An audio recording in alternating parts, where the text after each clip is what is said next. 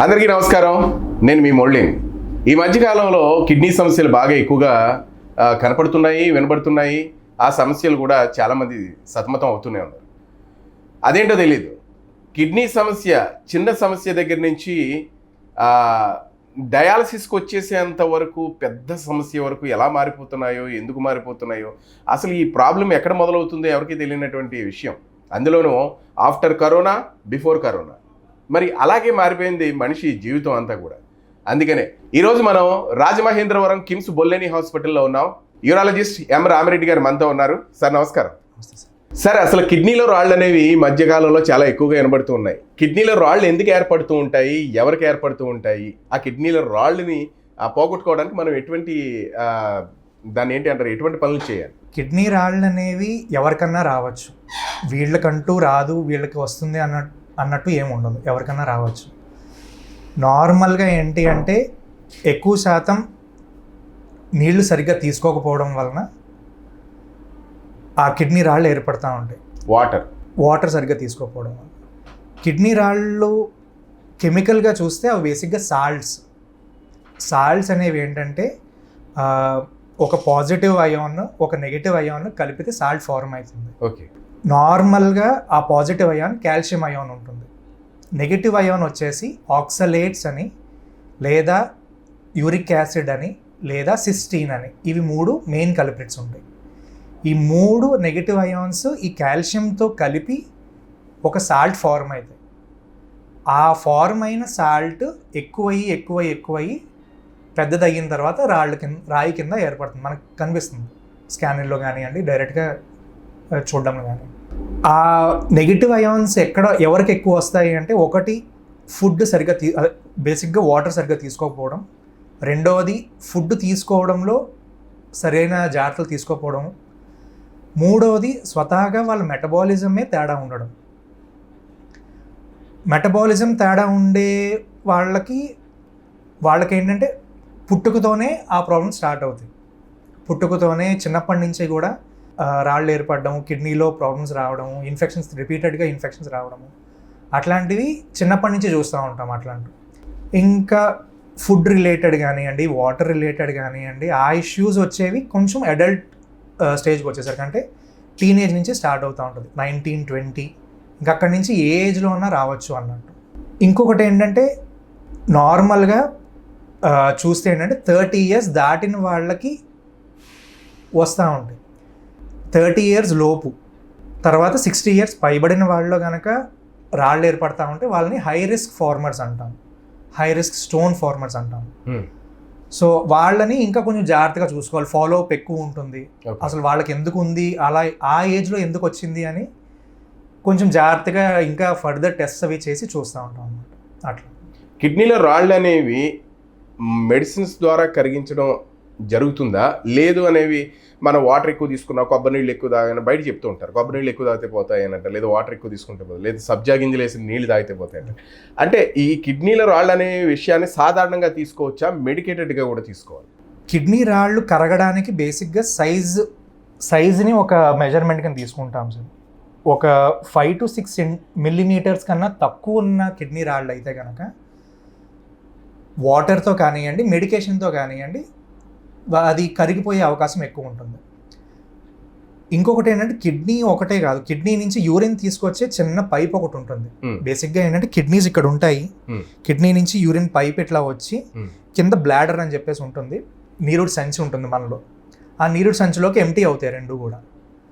కిడ్నీలో ఉన్నంత వరకు రాళ్ళు 6 millimeters లోపు ఉంటే కనుక మెడికేషన్తో అవి కరిగిపోయే ఛాన్సెస్ బాగుంటాయి. 6 millimeters దాటినాయి అంటే కనుక అప్పుడు సర్జికల్గా వెళ్ళాలా ఏంటి అనేది, ఆ స్టోన్ ఎంత హార్డ్గా ఉన్నది లేదా ఎంత సాఫ్ట్గా ఉన్నది అనే దాన్ని బట్టి అప్పుడు డిసైడ్ చేసుకుంటాం. 8 millimeters దాటింది అంటే కనుక మోస్ట్ ప్రాబబ్లీ సర్జరీ అవసరం పడుతుంది అన్న. 1 centimeter దాటిందంటే గ్యారంటీగా సర్జరీ పడుతుంది. ఇక్కడ మీరు సర్జరీ అనే మాట అన్నారు కాబట్టి, ఈ సర్జరీ అనేది కోతతో జరుగుతుందా, ఎండోస్కోపిక్ ద్వారానే పూర్తి చేసేస్తారా? ఎండోస్కోపిక్ సర్జరీనే సార్. మళ్ళీ కిడ్నీలో 2 రకాల సర్జరీస్ ఉంటాయి. ఒకటి చిన్న కోతతో జరిగేది. చిన్న కోతతో అంటే ఈ పెన్ ఉంది కదా, ఈ పెన్ అంతా కెమెరా ఉంటుంది బేసిక్గా. ఆ కెమెరా వెళ్ళడానికి సరిపడా ఒక 1.5 సెంటీమీటర్ వరకు కోస్తాము ఇక్కడ ఓకే, చిన్న హోల్ పెట్టుకొని, ఆ చిన్న హోల్ పెట్టుకొని ఆ హోల్ నుంచి వెళ్ళి కిడ్నీలోకి వెళ్ళి చేసేది. అది చేసేది ఎప్పుడు అంటే నార్మల్గా 2 సెంటీమీటర్స్ కన్నా పెద్ద స్టోన్ ఉంటే కనుక అప్పుడు ఆ టైప్ సర్జరీ సెలెక్ట్ చేసుకుంటాం. ఓకే, 2 సెంటీమీటర్స్ లోపు ఉంది అంటే కనుక ఫ్లెక్సీ యూరెట్రోస్కోప్ అంటాం. అంటే ఫ్లెక్సిబుల్గా ఉండే స్కోప్ కింద నుంచి, అంటే యూరిన్ వెళ్ళే దగ్గర నుంచే వేరే కొత్తగా హోల్ ఏం పెట్ట అవసరం లేకుండా యూరెటర్లోంచే ఆ కెమెరాని పెట్టుకుని లోపలికి వెళ్ళి కిడ్నీలోకి వెళ్ళి లేజర్ ద్వారాగా పగలగొట్టే ఛాన్స్ ఉంటుంది. సరే, ఇంకొక విషయం, కిడ్నీలో రాళ్ళు అనేవి సాధారణంగా వస్తూ పోతూ ఉంటాయా, లేదా సర్టన్ పీపుల్కి కిడ్నీలో రాళ్ళు వస్తాయి అన్న మాట ఉందా? అలాంటిది ఏమి ఉండదు సార్, వస్తూ ఉండొచ్చు, ఎవరికన్నా రావచ్చు. బాగా నీళ్లు తీసుకొని డైట్ విషయంలో మంచిగా ఉంటే కనుక ఆ రాళ్ళు ఏంటంటే చిన్నగా ఉన్నప్పుడే యూరిన్లో బయటకు వచ్చేస్తూ ఉంటాయి. కొంతమందికి ఆ డైట్కి ఏర్పడేదానికి ఆ ఇంబ్యాలెన్స్ ఉంటుంది. అంటే డైట్లో కానీ ఫుడ్ వాటర్ తీసుకోవడంలో కానీ ఆ ఫ్లష్ అవుట్ అయ్యే విధానంలో ఫ్లష్ అవుట్ అయ్యేదానికన్నా ఫార్మేషన్ ఫాస్ట్గా ఉంటుంది.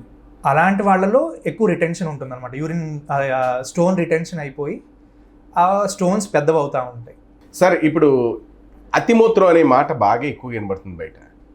ఇప్పుడు మూత్రం వచ్చేటప్పుడు వస్తుందని తెలియదు, ఆటోమేటిక్గా మూత్రం బయటకు అవుట్ అవుతూ ఉంటుంది.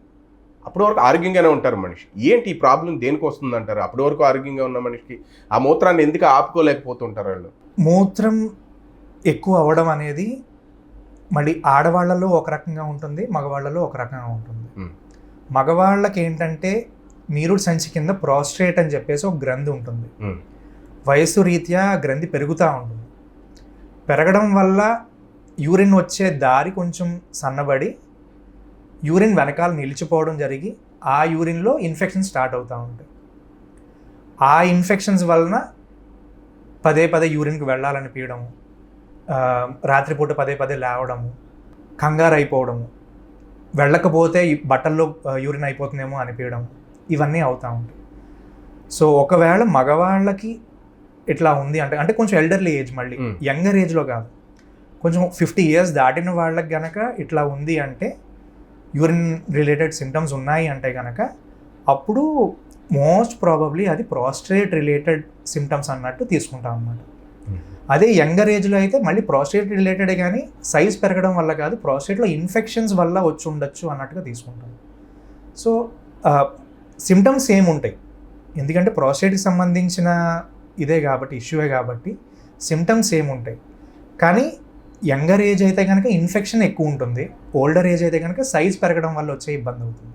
అదే ఆడవాళ్ళలో అయితే కనుక ఆడవాళ్ళు యూజువల్గా యూరిన్ ఇన్ఫెక్షన్స్కి ఎక్కువ ప్రోన్ ఉంటారు. ఓకే, సో వాళ్ళల్లో ఇన్ఫెక్షన్ రిలేటెడ్గా ఇది తీసుకుంటాం అన్నమాట. రెండోది ఏంటంటే ఆడవాళ్ళు డెలివరీస్ వల్ల ఏమవుతుందంటే పెల్విక్ ఫ్లోర్ అంటాం, ఈ సొంట మజిల్స్ ఉంటాయి కదా, మజిల్స్ వీక్ అవుతాయి. వాటి వల్ల ఊరికే యూరిన్ లీక్ అవ్వడం కానివ్వండి, మళ్ళీ అర్జెన్సీ అంటే అదే కంగారు అయిపోవడము, అంత ఆ సిమ్టమ్స్ వాళ్ళకి దానివల్ల ఇన్ఫెక్షన్ వల్ల కానీ, లేదా ఈ పెల్విక్ ఫ్లోర్ మజిల్ వీక్ అయిపోవడం వల్ల కానీ అవుతుంది అన్నమాట. మళ్ళీ వాళ్ళకి అలా ఉంటే కనుక దానికి తగ్గట్టుగా ట్రీట్మెంట్ వేరే ఉంటుంది, దానికి తగ్గట్టుగా టెస్ట్ వేరే ఉంటాయి, ట్రీట్మెంట్ వేరే ఉంటుంది. ఈ మధ్యకాలంలో యంగర్ పీపుల్ కూడా యూరిన్ ఆపుకోలేకపోవడం అనే సమస్య బాగా ఎక్కువగా కనబడుతుంది. అది ఎందుకు వస్తుందంటారు? అదే సార్, ఒకటి మెయిన్ ప్రాస్టేటైటిస్. యంగ్ మేల్స్ అయితే కనుక ప్రాస్టేటైటిస్ సార్, అది ప్రాస్టేట్కి సంబంధించిన ఇన్ఫెక్షన్స్ అవే ఎక్కువ కనిపిస్తూ ఉన్నాయి ఈ మధ్య. మళ్ళీ నార్మల్గా ఇంతకుముందు ఉండేవి కాదు, కానీ ఈ మధ్య చిన్నపిల్లల్లో కూడా యూరిన్ ఇన్ఫెక్షన్స్ ఎక్కువైపోతున్నాయి.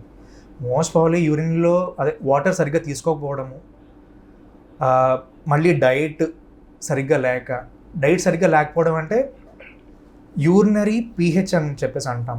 అంటే యూరిన్ ఎసిడిక్గా ఉంటుందా, ఆల్కలైన్గా ఉంటుందా అనేది.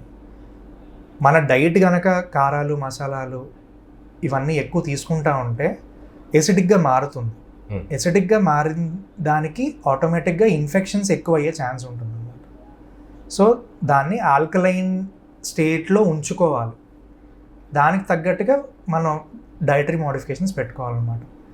ఈవెన్ స్టోన్స్ ఏర్పడడానికి కూడా మెయిన్ కారణం ఒకటి యూరినరీ pH ఎసిడిక్గా మారడం.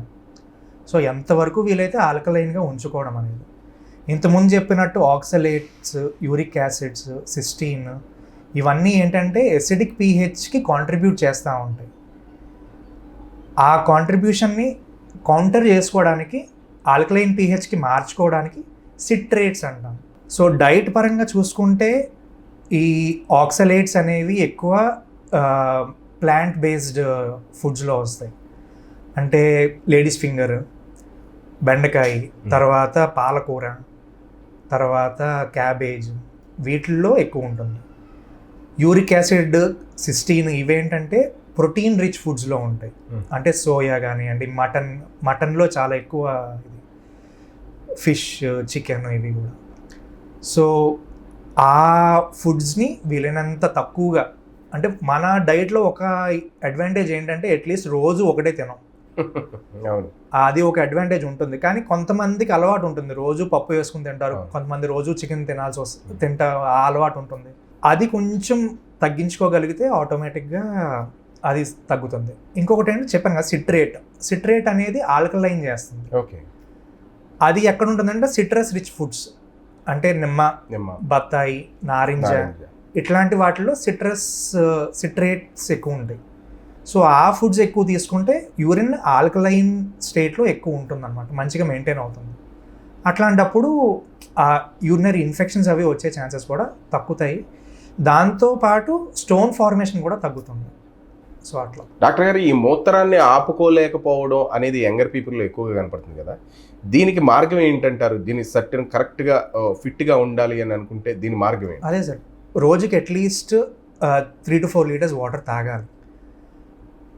గైడ్ లైన్ ప్రకారం ఏంటంటే మామూలుగా చెప్పేది అట్లీస్ట్ 2 to 2.5 లీటర్స్ యూరిన్ వెళ్ళేటట్టు తాగాలి అన్నట్టు. Okay.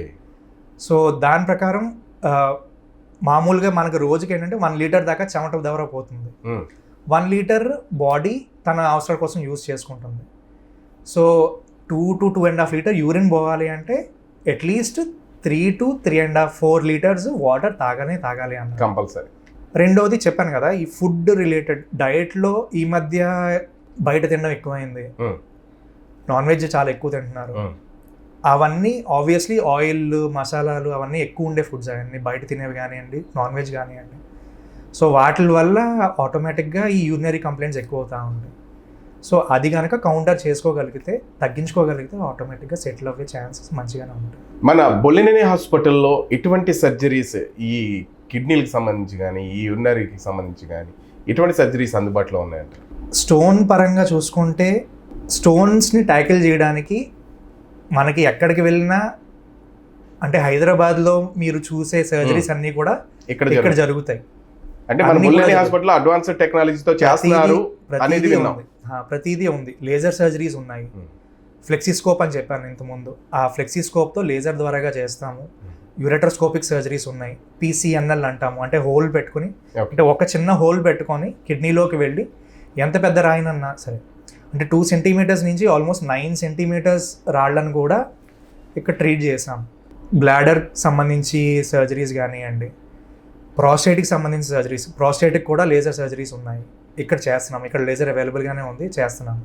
Actually east and west గోదావరీస్లో లేజర్ యూజ్ చేయడం స్టార్ట్ చేసిన ఫస్ట్ హాస్పిటల్ ఇక్కడే. సో ఇక్కడైతే ప్రాపర్గా అన్ని ఫెసిలిటీస్ అవైలబుల్గా ఉన్నాయి. ఇంకా స్టోన్స్ పరంగానే కాదు, ప్రాస్టేట్ పరంగానే కాదు, క్యాన్సర్ పరంగా కూడా కిడ్నీ క్యాన్సర్స్కి ఇక్కడ లాప్రోస్కోపీ ద్వారా సర్జరీస్ చేస్తాము. కిడ్నీ వాపు వచ్చింది, కిడ్నీ నుంచి వచ్చే పైపు సన్నబడిపోయింది, దానివల్ల కిడ్నీ వాపులు, వాటి వల్ల వచ్చే ప్రాబ్లమ్స్, వాటిని ట్యాకిల్ చేయడానికి కూడా పైలోప్లాస్టీ అని చెప్పేసి అంటాం. అంటే కిడ్నీ నుంచి వచ్చే పైపు సన్నబడ్డాన్ని PUJ అంటాం, పెల్వి యూరిటరిక్ జంక్షన్, దాన్ని అబ్స్ట్రక్షన్ అంటాం. దాన్ని పైలోప్లాస్టీ అనే సర్జరీతో కరెక్ట్ చేస్తాం, అది చేస్తున్నాము. యూరిన్ బ్లాడర్ నుంచి వచ్చే పైప్ ఉంటుంది, యురేత్రా అంటాం. యురేత్రాలో రాళ్ళు ఇరుక్కుపోయినా, యురేత్రా సన్నబడిపోయినా ఆ యూరినరీ కంప్లైంట్స్ వస్తూ ఉంటాయి, వాటిని కూడా చేస్తూ ఉంటాం. యురేథ్రోప్లాస్టీస్ అంటాము, యురేథ్రోప్లాస్టీ చేస్తున్నాము. సిస్టోప్లాస్టీస్ చేస్తున్నాము. బ్లాడర్ ట్యూమర్స్ని చేస్తున్నాము. ప్రాస్టేటిక్ ట్యూమర్స్కి కూడా ట్రీట్మెంట్ జరుగుతుంది ఇక్కడ. ఫైనల్గా మా కేకే న్యూస్ వ్యూవర్స్కి మీరు ఏం చెప్తారు? ఫుడ్ జాగ్రత్తగా చూసుకోవాలి.